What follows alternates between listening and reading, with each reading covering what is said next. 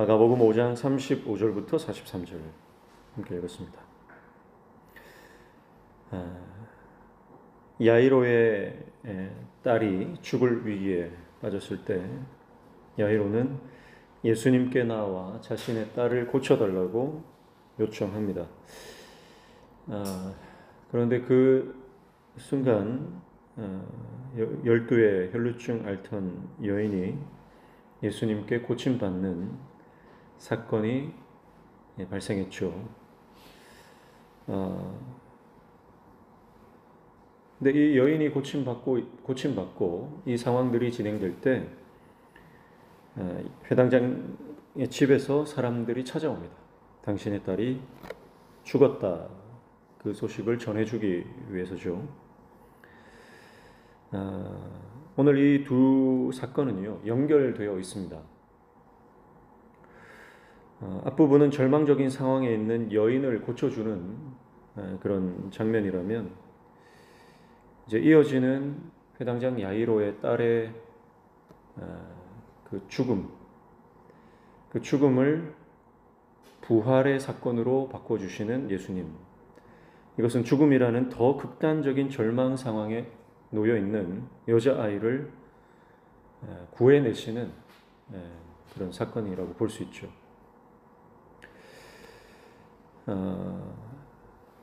예수님께서 혈루증 여인과 이야기하고 있을 때 야이로의 집에서 사람들이 와서 아이가 죽었다는 소식을 전해줍니다.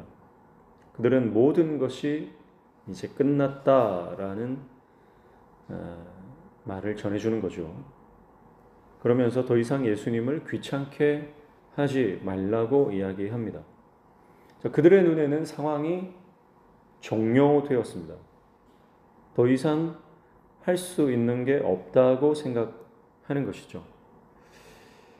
그래서 예수님 곁에 있지만 죽음은 예수님도 어떻게 할 수 없는 부분이라는 것을 전제로 하고 있는 것입니다. 그래서 35절에 다시 보시면 아직 예수께서 말씀하신다는 것은 12의 혈루증 여인과 아직 얘기하고 있었다는 것이죠. 회당장의 집에서 사람들이 와서 회당장에게 이르되 당신의 딸이 죽었나이다. 어찌하여 선생을 더 괴롭게 하나이까? 이렇게 말합니다. 이제 선생님 더 귀찮게 하지 말라는 거죠. 그런데 예수님께서는 뭐라고 대답하시죠? 36절에 예수께서 그 하는 말을 곁에서 들으시고 회당장에게 이르시되 두려워하지 말고 믿기만 하라 하시고 그렇게 말합니다. 사랑하는 성도 여러분, 우리가 기도하다가 상황과 환경과 사람들이 우리의 기도를 포기하게 만들 때가 있습니다. 주님 앞에 나아가서 도움을 요청하고 하나님의 기적을 우리가 기대하는 그 상황에서 너의 그 기대는 헛된 것이다. 더 이상 너의 기도는 응답되지 않을 것이다. 이제 너는 주님을 더 귀찮게 하지 마라. 그분과 상관이 없다. 그런 식으로 사람들이 또 상황이 우리의 기도를 가로막을 때가 있다는 것이죠. 그런데 예수님은 뭐라고 말씀하십니까? 기도를 멈추지 말라고 하시는 거예요. 두려워하지 말고 믿기만 하라는 것은 회당장 야이로에게 그가 예수님께 나아왔던 그 믿음을 그대로 유지하라는 것입니다. 회당장 야이로는 예수님을 만나면 예수님이 우리 아이를 고쳐주실 것이라고 하는 믿음이 있었기 때문에 예수님께 나아왔던 것이죠. 예수님은 그 믿음을 보시고요. 상황이 어떻게 변하든지 사람들이 어떻게 말하든지 너의 믿음을 고수하고 그 믿음을 지켜나가라는 것입니다. 사랑하는 성도 여러분, 기도를 멈추지 마십시오. 어떤 상황이든 끝까지 주님 붙잡으십시오. 사람들의 눈에 절망적으로 보일지라도 내 눈에도 이제는 더 이상 소망이 없는 것 아닌가 하는 상황이 펼쳐질지라도요. 끝까지 기도하십시오. 끝까지 주님 붙들기를 축복합니다. 두려워하지 말고 믿기만 하라고 하는 주님의 음성을 들으시기를 축복합니다. 그래서 예수님은 회당장의 집으로 가시는 거예요. 그리고 그 아이를 죽은 그 아이를 만져주시는 겁니다. 자, 집에 들어가니까 사람들이 통곡하고 있습니다. 38절 보시면 회당장의 집에 함께 가서 떠드는 것과 사람들이 울며 심히 통곡함을 보시고, 그도 그럴 것이 아직 살 길이 창창한 어린아이가 죽었으니 얼마나 그 마음이 아프겠습니까? 그래서 그 집안은 완전히 초상집이 된 것이죠. 그러나 39절 보십시오. 들어가서 그들에게 이르시되 너희가 어찌하여 떠들며 우느냐? 이 아이가 죽은 것이 아니라 잔다 하시니. 여러분, 초상집이라 할지라도 예수님이 들어가시면 소망이 있는 줄로 믿습니다.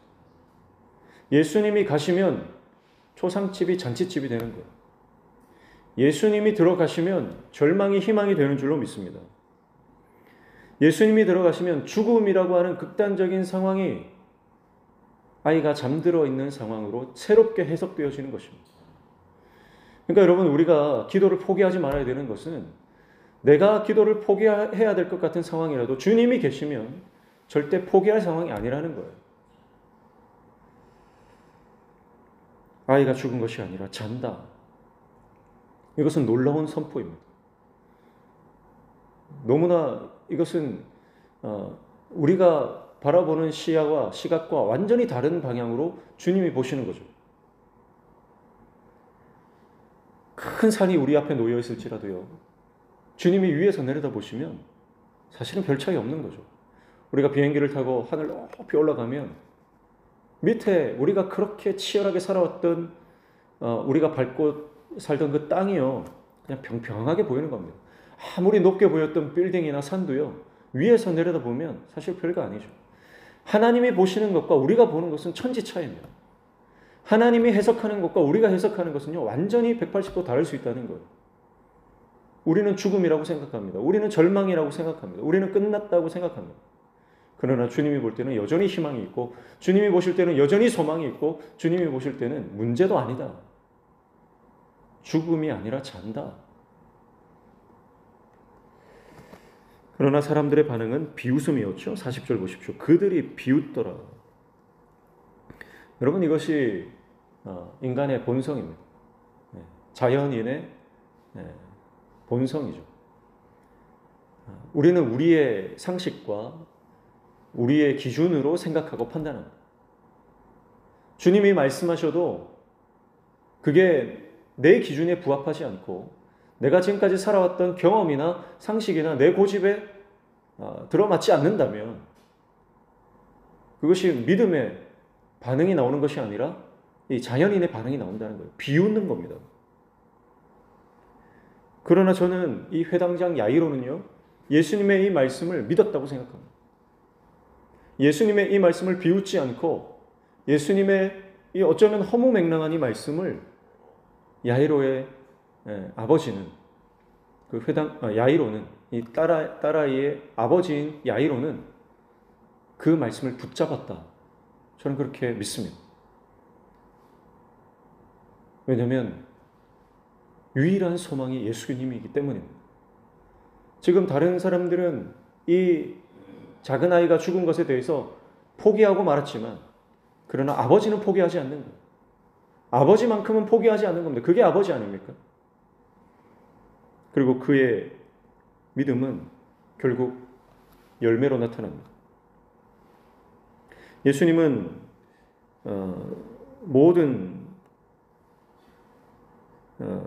사람들의 비웃음을 완전히 상황을 반전시키십니다. 그들의 비웃음을 경이로움으로 바꾸십니다. 그들의 비웃음을 놀라운 탄식으로 바꾸십니다. 여러분, 이것이 하나님의 역사인 줄로 믿습니다. 그래서 여러분, 우리가 끝까지 믿음으로 나아가면 우리의 상황과 환경을 보면서 비웃던 사람들이 여러분 하나님을 찬양하고 경외하는 역사가 일어나게 될 줄로 믿습니다. 그게 하나님의 역사 아닙니까? 그래서 예수님께서 40절 그들이 비웃더라. 예수께서 그들을 다 내보내신 후에 아이의 부모와 또 자기와 함께한 자들을 데리시고 아이 있는 곳에 들어가사, 그렇게 말씀하죠. 자, 비웃는 사람들은 예수님은 다 내보내십니다. 그러나 아이의 부모, 또 자기와 함께한 자들, 야고보, 요한, 베드로죠. 그러니까 이것은 예수님은 완전히 믿음 있는 자와 믿음 없는 자를 경계를 확실하게 하십니다. 누가 하나님의 기적을 가까이서 봅니까? 그 부모, 여전히 예수님을 의지하고 그 말씀의 신락 같은 희망이라도 걸고 있는 사람들이죠. 그리고 예수님의 최측근 수제자들입니다. 여러분, 우리가 주님의 기적을, 하나님 나라의 역사를 가까이서 최측근에서 바라볼 수 있는 믿음의 종들 되시기를 축복합니다. 예수님이 어떻게 하시죠? 41절 그 아이의 손을 잡고 이르시되 달리다굼 하시니, 번역하면 곧 내가 내게 말하노니 소녀야 일어나라 하심이라. 소녀를 향해서 손을 잡고 달리다굼 하십니다. 여러분, 이것이 앞서서 12의 혈루증 앓았던 여인이 예수님의 옷자락을 잡는 그 장면이 확대되는 장면이에요. 그녀는 이 하혈을 하기 때문에 부정한 존재입니다. 율법적으로 부정한 그런 상황에 있죠. 그래서 그 누구도 터치하면 안 되는 거예요. 그런데 그녀는 예수님을 만지는 거예요. 그리고 예수님의 거룩함이 그녀의 거룩함으로 전이되는 것입니다. 지금 이 여자아이는 죽었잖아요. 죽은 아이는 만질 수 없습니다. 죽은 사람은 손을 가까이 손을 댈 수가 없습니다. 되는 순간 부정해집니다. 그러나 예수님은요, 부정해진 그 여자아이에게 손을 대십니다. 만지십니다. 터치하십니다. 그리고 완전히 부정해진 상태, 그 죽음 가운데 있었던 그 아이가 살아나는, 회복되는, 다시 정결해지는 역사가 일어나는 것이죠. 달리다굼 하십니다. 일어나라. 여러분, 이것은 오늘 저와 여러분에게 동일하게 하시는 주님의 음성인 줄로 믿습니다. 일어나라 하는 거예요. 예전에도 한번 말씀드렸지만 이 달리다굼은 유대인들의 아침마다 아이들을 깨우는 소리입니다. 학교 가자, 일어나라. 학교 가자, 일어나라. 밥 먹자, 일어나라. 일어나 밥 먹자. 일어나 씻고 학교 갈 준비하라. 그때 쓰는 말입니다. 여러분, 예수님의 달리다굼과 우리의 달리다굼이 같아지시기를 축복합니다. 예수님의 소녀야, 작은 아이야, 일어나라. 그렇게 하시는 그 말씀이 생명의 선포가 되었던 것처럼, 죽음을 몰아내는 영적 선포가 되었던 것처럼, 여러분, 우리의 일상에서 쓰는 모든 단어들이, 모든 문장들이 예수님의 생명의 능력을 품으시기를 축복합니다. 그래서 우리가 하는 모든 일상의 언어들을 통해서 어둠의 영들이 떠나가고 죽음이 힘을 잃고 사람들을 살려내는, 우리의 식구들, 우리 가족들, 우리 아이들, 또 내가 일상에서 만나는 모든 지체들을 내가 그 일상의 언어들을 통해서 믿음을 담아 그들에게 말할 때 영적인 선포가 되어지는 은혜가 일어나기를 축복합니다. 그래서 부정한 상태, 소망이 없던 상태, 절망 가운데 있었던, 이제 육체적으로 완전히 죽었던 12살 된 여자아이, 예수님은 오던 길에 12년 투병한 여인을 고쳐주셨던 것처럼, 이 여인은요, 사실은 사회적으로 매장당한 죽은 여인이라고 볼 수 있습니다. 그 12년 투병한 여인을 살려주셨던 것처럼 이제 12살 된 여자아이를 그 육체적 죽음에서 건져내십니다. 둘 다 죽음 가운데 있었고, 둘 다 절망 가운데 있었고, 둘 다 이제는 부정하다, 이제는 끝났다 생각했던, 그런 손가락질 받던 사람들입니다. 그러나 예수님을 만났을 때, 예수님이 그들을 찾아가셨을 때 생명의 역사, 구원의 역사가 일어나게 된 것이죠. 오늘 우리 인생도 마찬가지입니다. 주님이 찾아오시면 문제는 해결됩니다. 주님이 만져주시면, 사람들은 우리를 터치하기를 거부하지만, 우리를 만지기를 거부하지만, 주님은 우리에게 찾아오셔서 아무리 우리가 부정한 상태, 더러운 상태에 있다 할지라도 주님은 우리를 만져주신다는 거예요. 그리고 만져주시면 회복이 일어납니다. 변화가 일어납니다. 생명의 역사가 일어나는 것이죠. 야이로는 사람들이 이제 포기하라고 말할 때, 그러나 믿음을 선택합니다. 그리고 끝까지 예수와 함께합니다. 예수님을 끝까지 자신의 집에 초청합니다. 그리고 자신의 딸 앞까지 예수님과 함께 나아갑니다. 그 믿음이 자신의 죽은 딸을 살리는 부활의 경험으로 나아가게 하는 것이죠. 사랑하는 성도 여러분, 끝까지 주님 붙잡고 끝까지 말씀 의지하여 주님께서 하시는 일들을 기대하시기를 축복합니다. 우리 삶 가운데 놀라운 일을 행하시오. 그래서 사막에도 강을 내시고 없는 길도 만드시는 우리 주님의 놀라운 역사를 오늘 하루도 경험하는 저와 여러분 되시기를 주님의 이름으로 축복합니다. 기도하겠습니다. 하나님 아버지, 12의 혈루증 앓던 사회적으로 매장당한 여인을 고쳐주시고 이제 완전히 육체적 죽음 가운데로 들어간 12살 된 여자아이도 그 죽음의 절망 가운데서 건져내어 구원해 주시는 예수님의 놀라운 기적을 말씀을 통해 바라보며 이것이 우리 삶에도 동일하게 일어나는 하나님의 역사인 줄 믿고 끝까지 기도하며 기도를 포기하지 않는 믿음의 사람 되게 도와 주시옵소서. 오늘도 주님 말씀 붙잡고 기도할 때 응답의 놀라운 역사를 허락하여 주시며 우리 삶의 모든 막힌 문들이 열려지는 형통의 은혜 허락하여 주시옵소서. 예수님의 이름으로 기도하옵나이다.